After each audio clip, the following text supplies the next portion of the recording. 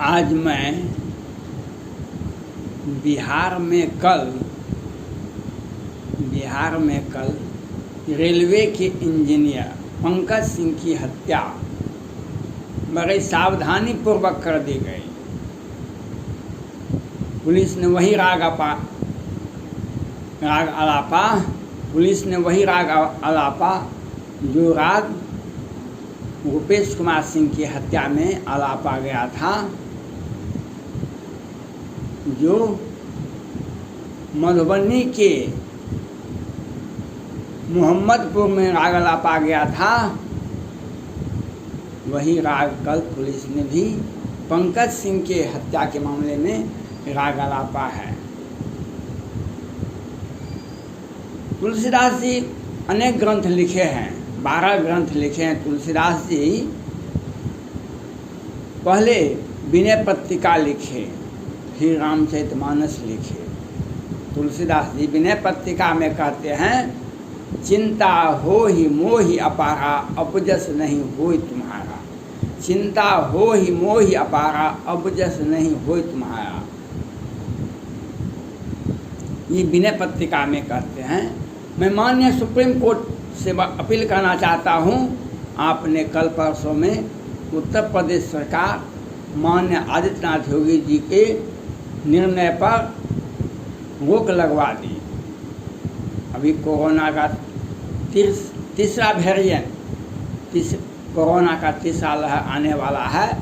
आपने किस प्रकार से कांवड़ यात्रा का शुभारंभ किया, कांवड़ यात्रा का आदेश दिया, यह माननीय सुप्रीम कोर्ट का स्वागत योग्य निर्णय है। पहले जीव, उसके बाद धर्म और उसके बाद जीविका। यह माननीय सुप्रीम कोर्ट ने बहुत ही अच्छा किए, जो पहले मानवता को बचाना चाहिए, उसके बाद जीविका और उसके बाद धर्म को बचाना चाहिए। पहले जीव को बचाना चाहिए, मानव को पहले बचाना चाहिए। माननीय सुप्रीम कोर्ट का यह निर्णय सुस्वागत योग्य है, बधाई के पात्र है। लेकिन माननीय सुप्रीम कोर्ट से यह निर्णय के बाद एक और निर्णय की आवश्यकता है। माननीय सुप्रीम कोर्ट इस निर्णय के आपने जो स्वतः संज्ञान लिया, यह काबिल तारीफ है। माननीय सुप्रीम कोर्ट के मुख्य न्यायाधीश रमन्ना साहब से मेरा अपील है, और सारे सुप्रीम कोर्ट के सभी माननीय न्यायाधीश से मेरा अपील है, आपके ही सुप्रीम कोर्ट ने ही 2019 में बिहार के ही मुजफ्फरपुर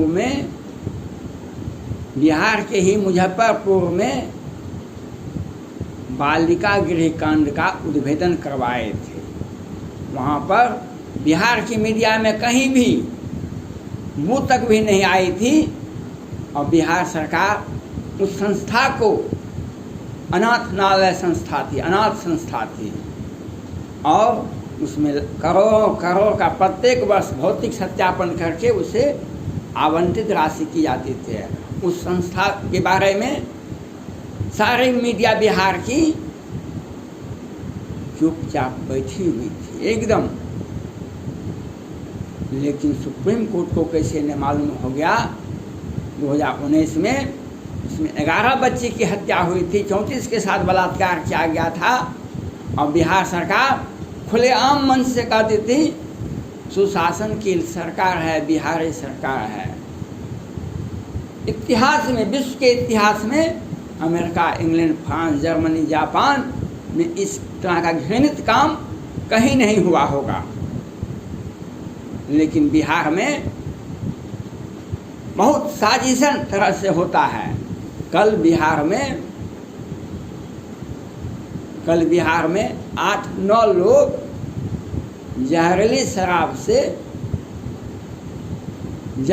शराब से बेतिया जिला में मर गए। कल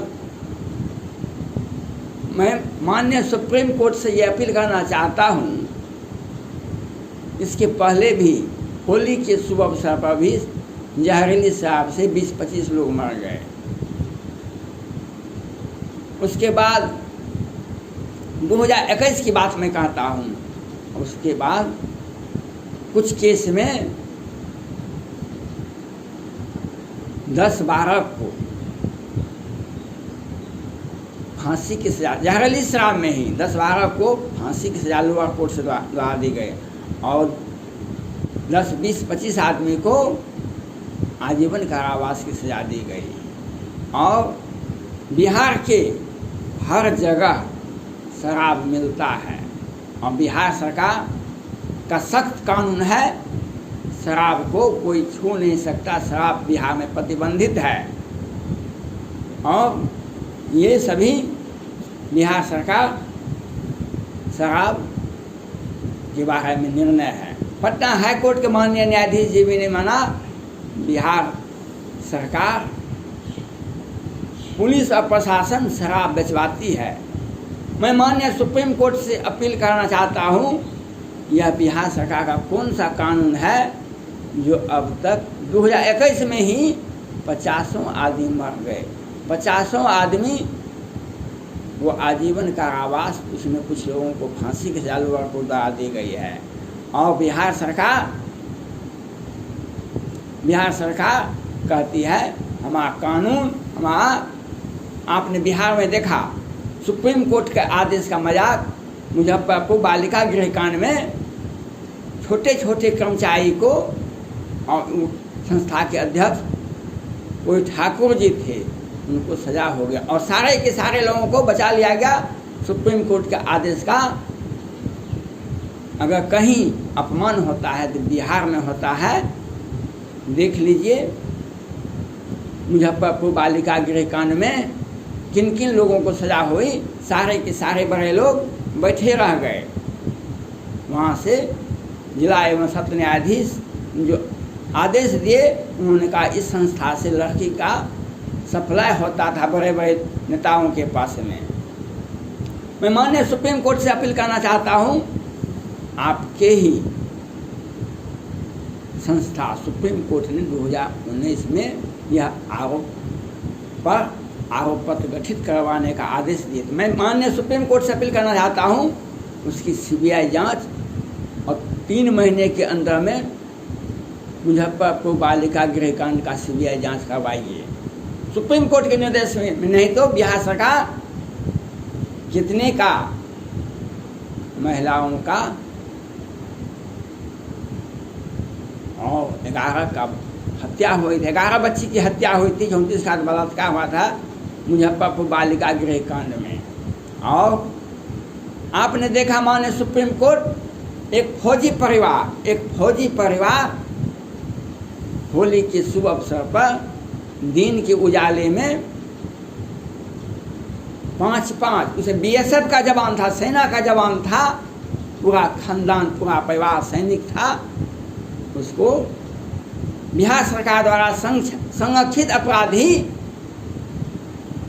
ने दिन के उजाले में अत्याधुनिक हथियारों से दिन के उजाले में हत्या कर दी गई और उसका तलवार से काट दिया गया। और बिहार सरकार उसे सीआईडी के पास भेजना चाहती है बिहार सरकार। और सेनारी हत्याकांड में जो पटना हाई कोर्ट ने जो खारिज कर दिया मामला सेनारी हत्याकांड, उसके लिए बिहार सरकार सुप्रीम कोर्ट जाती है और मुजफ्फरपुर बालिका गृह कांड को दबाती है। मुजफ्फरपुर मधुबनी के बेनीपट्टी के सैनिक परिवार के, राजपूत परिवार के 5-5 सदस्यों की हत्या, एक व्यक्ति आज भी जीवन और मौत से जूझ रहा है, उस व्यक्ति का केस दिन उजाले में बिहार सरकार द्वारा करवाई जाती है और उसका सीआईडी से जांच करवाने के लिए सोच रही है। और अभी तक मोहम्मदपुर मधुबनी के सारे और आरोपित व्यक्ति को गिरफ्तार तक भी नहीं किया गया। इसके पहले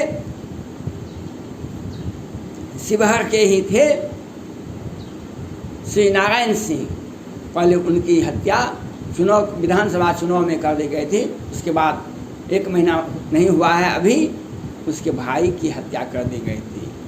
बिहार सरकार एक सोची समझी जो शराब बेचते हैं बिहार सरकार के सौजन्य से बेचते हैं, पटना हाईकोर्ट ने माना और वह व्यक्ति जो शराब बेचता है, हत्या करता है, उसे बिहार सरकार संरक्षित करती है और अपराधियों के द्वारा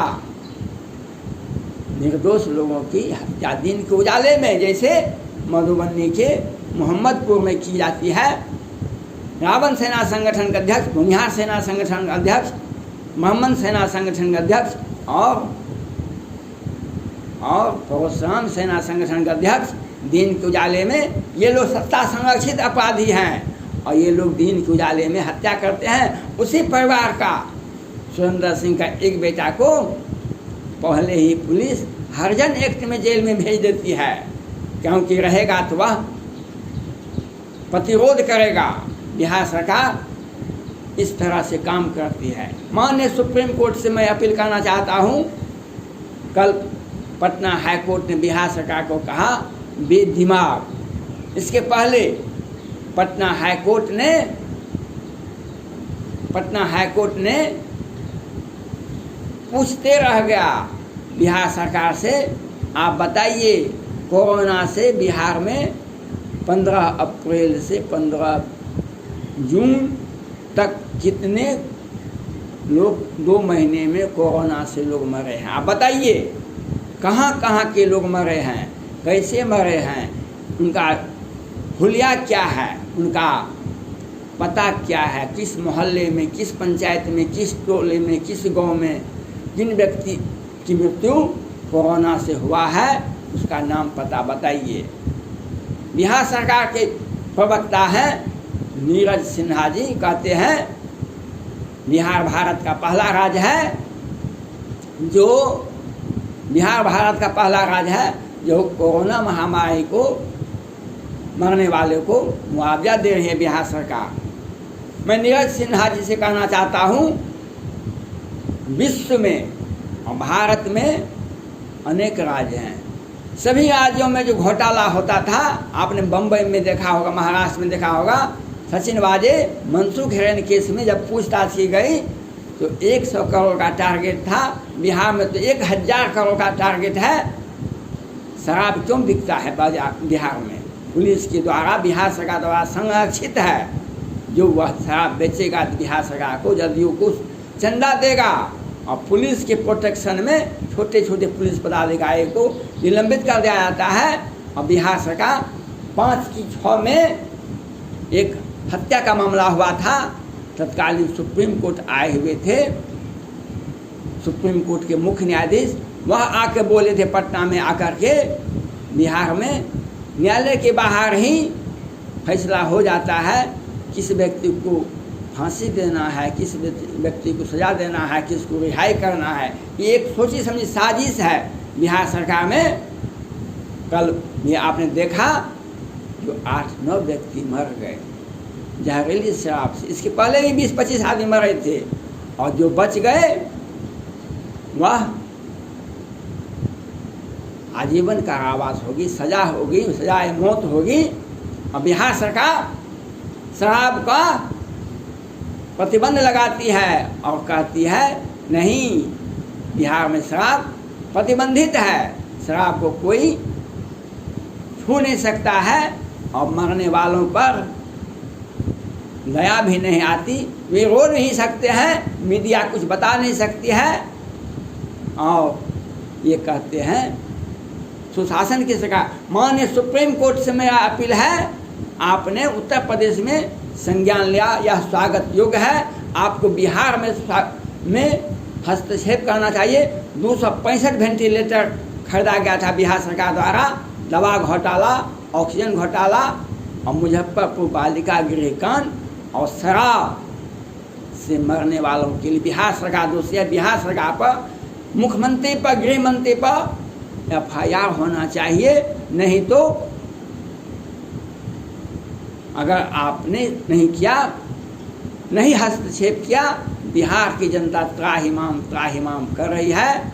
चिंता हो ही मोहि अपारा, अपजस नहीं हो तुम्हारा। माननीय सुप्रीम कोर्ट से मेरा अपील है, आप हस्तक्षेप कीजिए, जैसे उत्तर प्रदेश में किए उस तरह से बिहार में कीजिए, नहीं तो मरने वालों को कोई नहीं देखने वाला है। धन्यवाद।